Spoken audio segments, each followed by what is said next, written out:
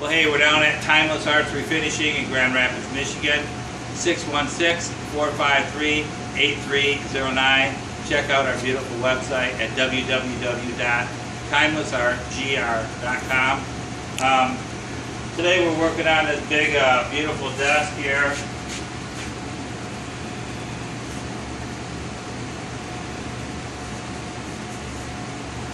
Sligh furniture. I thought it might have been Baker, but it was made by Sligh. I actually worked at Sligh too. I worked for Kendall, Baker's, John Whitcomb's, and Sligh. But I worked at the clock department in Sligh doing finish repair on the line. But anyhow, right now we're talking about this big old beautiful Sligh desk that's been in here all winter long. We got it all stripped. Some of the problem we got right to get stuff done is show over here. This big outfit here that's right behind Sandy. It's supposed to went back to Chicago, but it's still in our shop. It's been here for 2 weeks. We got this beautiful radio right here. That belongs to our friend Tony. And our friend Tony's out of Detroit.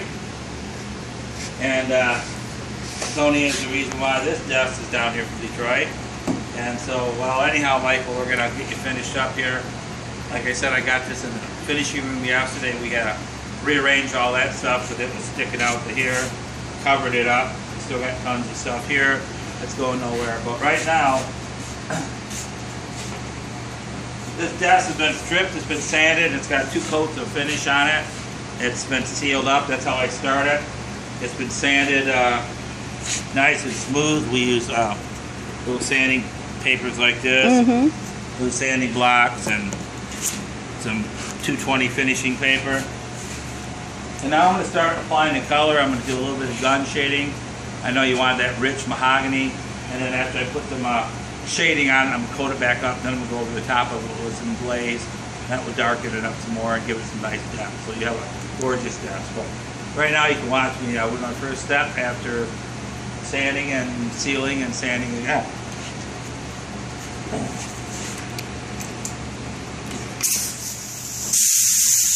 The first gun is my shade gun. I'm going to be applying the color right now. The second time I pick the gun up, I'll be top coating that.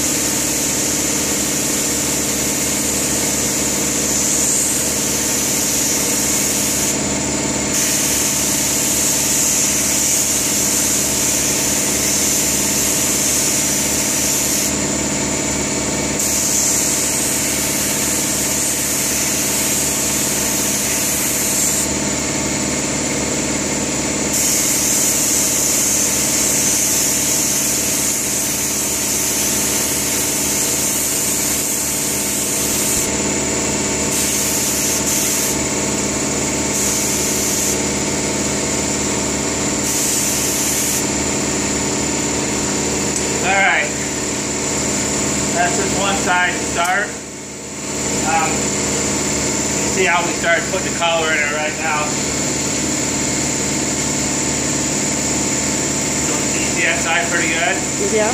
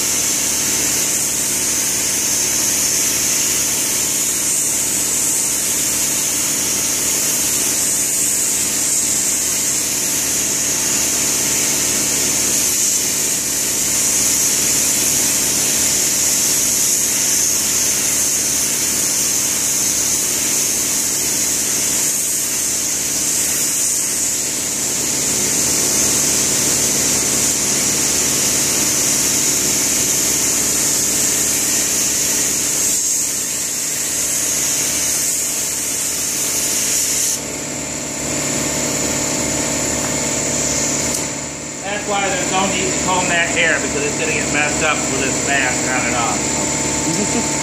At least not when I'm at work. As I'm shading, I'm kind of hitting everything, but I'm actually hitting the areas that are lighter a lot more. Because you don't, the purpose is to put color in where you need it. We want to have a red hue to it, a rich mahogany look to it. But if it's already there, I don't need to intensify it. So I'm mostly concentrating on the areas that really need it versus the whole uniform. If the whole side is totally ununiform, well then I hit the whole side and make it straight, but you know, uniform it out. But if I got other areas that are lighter and some of them are already color, I try to avoid shading the areas that are already where they need to be. Now we're putting out some clear.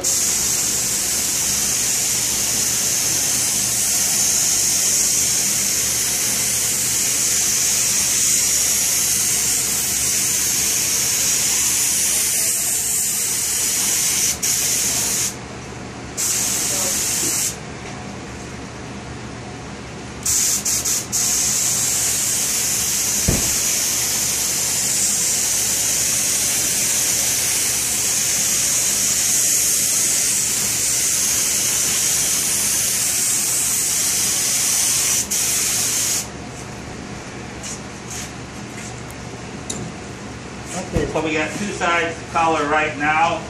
They look pretty good. I see Ron Wynn's out there, huh, John? Yeah. What's he up to? Just looking at what we got. The cushions? Yeah. He can take them with him if he wants.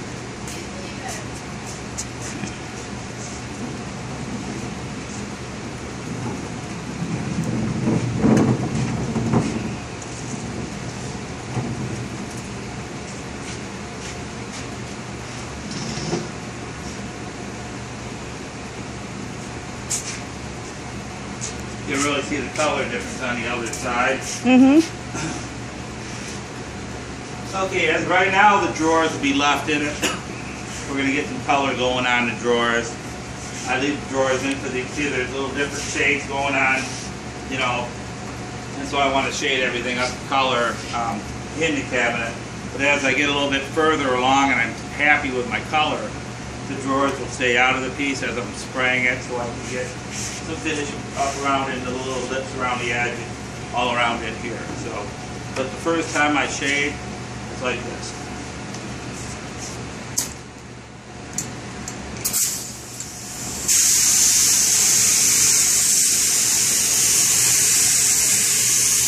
Can you see the color? I see it going on.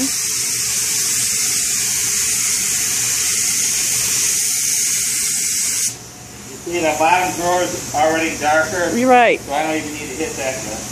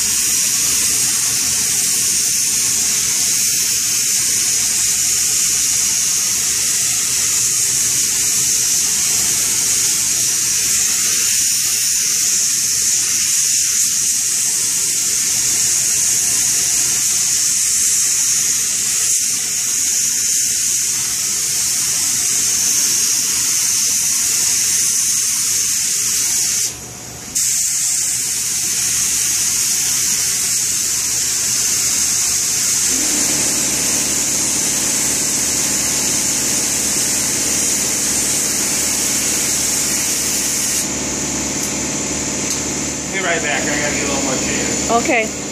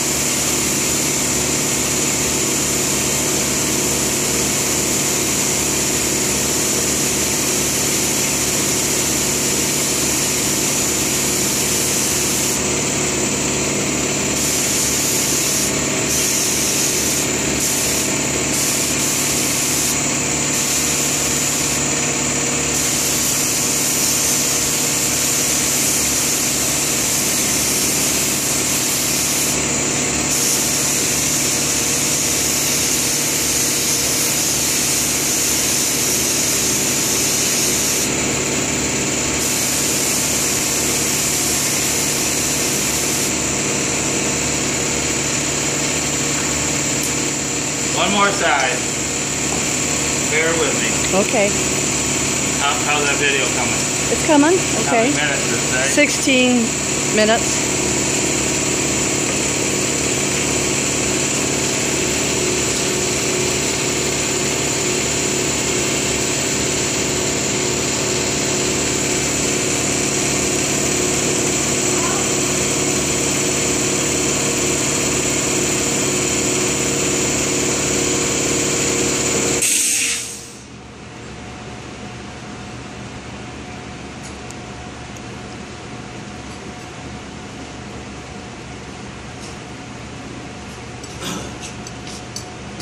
So good. It's looking pretty good.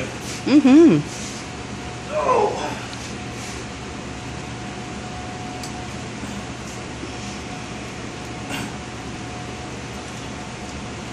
Okay.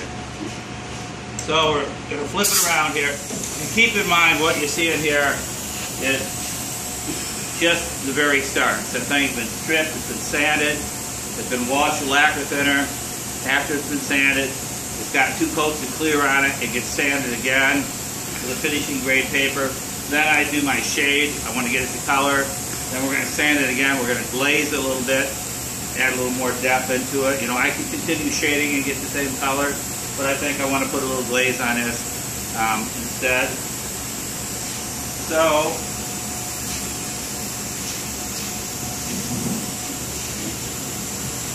see what she starts to look like when we flatten it down? Mm-hmm. Looks beautiful, don't it? Yeah.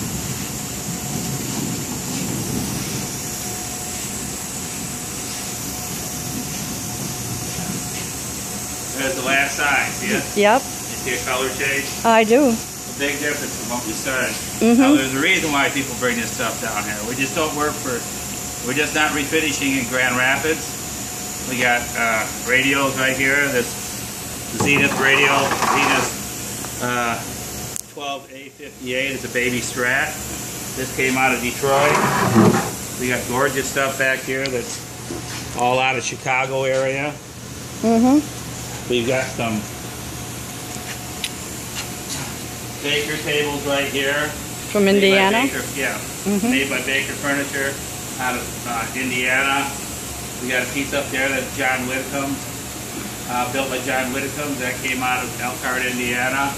We've got photo finish tile faces here that came out of California. Hold it down a little bit. It's hard. It's dusty. Yeah. That goes to Antiques Radios. It was shipped here from California. Mm-hmm. This desk is out of Detroit. Once again. You've had radios from Florida, Wisconsin. Yeah, Florida, from California.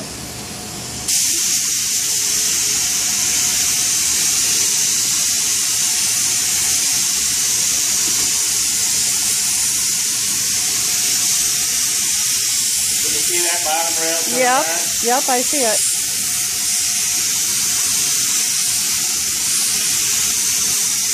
That's called gun shading? Yes, it is.